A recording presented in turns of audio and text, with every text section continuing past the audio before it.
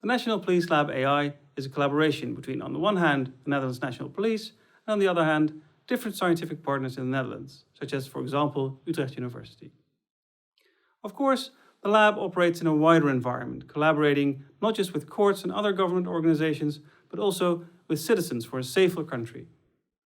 In this lesson, I will tell you about the National Police Lab AI, and in particular, the kind of research we do at our Utrecht location.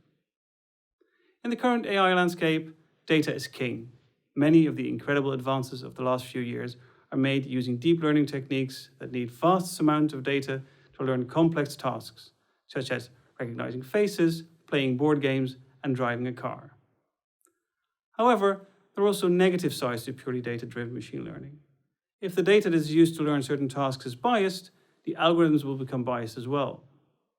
Furthermore, the complexity and black box nature of these algorithms makes it difficult to determine why the AI made a certain decision. This is not a problem when the AI is playing chess. It doesn't have to explain as long as it's winning. But in the case of assigning a risk score to a supposed suspect, however, the AI needs to explain its reasoning. Why does the man on the right get a higher score than the man on the left? Transparency of decision-making is especially important considering that the police operate under the rule of law. There are rules which govern our society, and these rules should be clear and for all to know. And, perhaps most importantly, decisions and rules can be appealed and argued against. If an algorithm cannot motivate and explain its decision, a suspect cannot argue against it.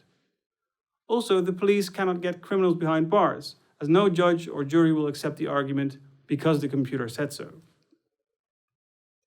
Symbolic AI techniques do not learn from data, but use things like logical rules or graphs, symbols, to represent the knowledge that is used to come to a decision. One particular technique we use in the Police Lab AI Utrecht is computational argumentation, which is proven to be a powerful tool for complex reasoning.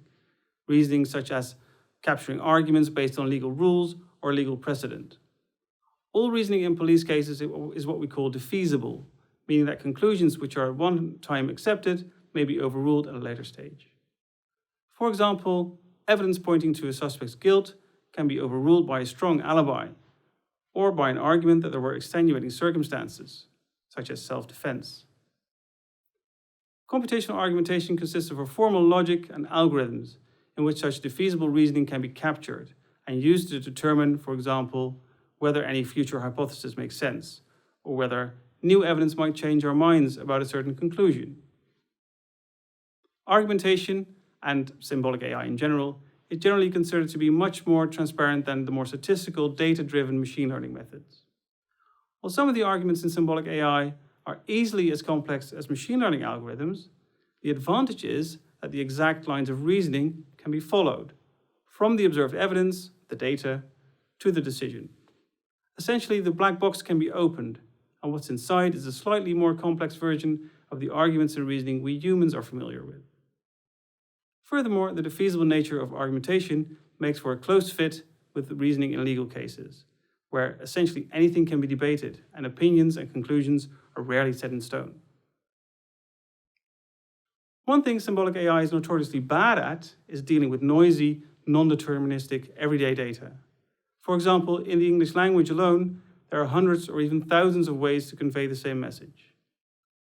For example, all these sentences, while very different, convey more or less the same message, namely that 200 euros were paid. Similarly, all these pictures are of guns, but one would be hard-pressed to find a set of rules or one rule to describe all of them. So we can say that data-driven AI is very good at sensing the environment and that symbolic AI is better at reasoning with this sense data. At the Utrecht Police Lab, we therefore work on hybrid forms of data-driven and symbolic AI combined. There are various ways to combine and link symbolic and data-driven AI. In Utrecht, we work on 3 combinations. The first one concerns translating between the statistical language that is used in machine learning, but also in forensic science, and the language of police investigators, judges, and lawyers on the other hand. Here, formal logical interpretations of arguments serve as an intermediary between the purely mathematical language of probability theory and the language of police investigators, which may include, for example, structured knowledge in the form of mind maps, but mainly consists of natural language reports, such as witness testimonies. The second type of hybrid AI, combining ideas from computational argumentation and machine learning, concerns extracting arguments from machine learning algorithms. Whenever such machine learning algorithms make decisions, they have a reason for it. It's not the type of reason we understand and can argue against.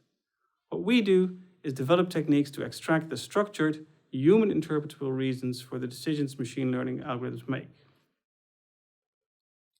The final type of hybrid AI is perhaps the most classic combination, where data-driven machine learning is used to sense the environment, for example, extract concrete observations from witness reports, and symbolic argumentation is used to reason and decide.